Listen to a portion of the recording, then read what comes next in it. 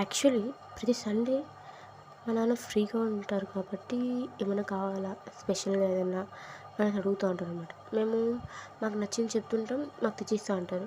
కానీ ఈ Sunday I'm చాలా టైర్డ్గా ఉన్నాను నేను. సర్లే కానీ కూడా ఎందుకు మా నాన్నతో పాటు బయట చిల్లుగా వెళ్ళాలనిపించింది. సో నేను వస్తానని అని చెప్పి అలా బయటకెళ్ళి చిల్ అయ్యి నాకు కావాల్సిన ట్యాబ్లెట్స్ తీసుకొని అండ్ అలాగే మా అమ్మ వేడి వేడి చపాతీ చేస్తుంది ఇంట్లో. సో దానికి చికెన్ గ్రేవీ వేడి వేడిగా తెచ్చుకుందాం అనేసి వెళ్ళి తెచ్చుకున్నాము. అండ్ అలాగే వస్తుండే దారిలో గంగమ్మ జాతర వైబ్స్ అనేది మాత్రం చాలా అంటే చాలా బాగుంది. చిత్తూరు మొత్తం అంటే వెలుతురుతో నిండిపోతుందన్నమాట. గంగమ్మ జాతర ఇంకా స్టార్ట్ అవ్వక ముందే చిత్తూరు మొత్తం ఆ వైబ్స్ అనేది కనిపిస్తుందన్నమాట.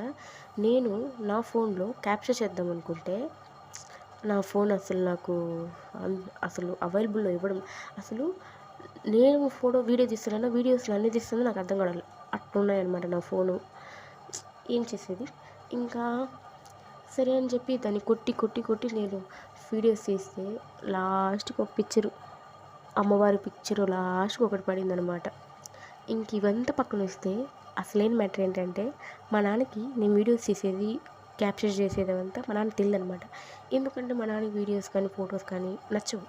సో అందుకోసం మా నాన్న డిస్టర్బ్ చేసేది ఎందుకు అనేసని బయట వెళ్తున్నాం, చిల్లుగా వెళ్తున్నాం కాబట్టి మా నాన్న మూడింటిని డిస్టర్బ్ చేయాలనుకోవడం లేదు.